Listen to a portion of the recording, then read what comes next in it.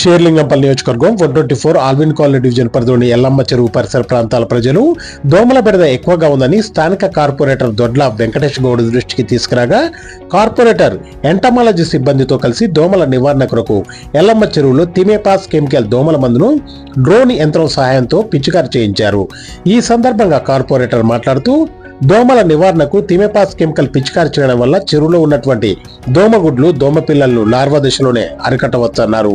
ఎల్లమ్మ చెరువు పరిసర ప్రాంతాల్లో దోమల సమస్య ఎక్కువగా ఉందని గతంలోని సంబంధిత అధికారులకు మరియు షేర్లింగంపల్లి ఎమ్మెల్యే అరకపూడి గాంధీ దృష్టికి తీసుకెళ్లడం జరిగిందని వారు కూడా సానుకూలంగా స్పందించారన్నారు.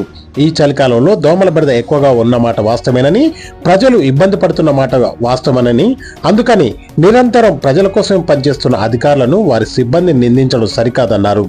అధికారులు ప్రజాప్రతినిధులు అందరూ కూడా ప్రజల కోసం పనిచేస్తారని గుర్తు చేశారు. ప్రజల ఇబ్బంది నాకు తెలుసని, నేను కూడా ఇక్కడే జీవిస్తూ బాధితులలో ఒకటిగా ఉన్నానన్నారు. కాబట్టి దోమల సమస్య ఎంత తీవ్రంగా ఉందో నాకు తెలుసన్నారు. త్వరలోనే ఎల్లమ్మ చెరువులోని గుర్రపిడెక్కను శుభ్రం చేసి సమస్యను పరిష్కరిస్తామని తెలియజేశారు. ఈ కార్యక్రమంలో Gudla Srinivas, entomology supervisor D Narasimhulu మరియు సిబ్బంది తదితరులు పాల్గొన్నారు.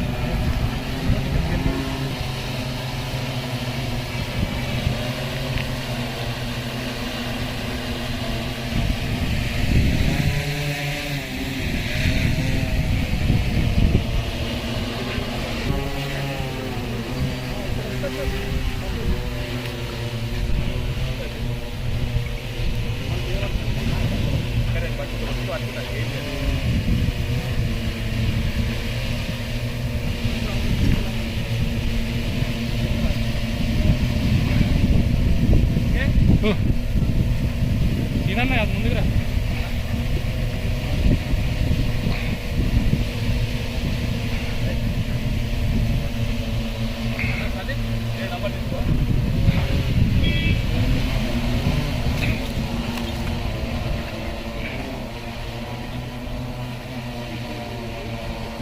గడి మందు పడింది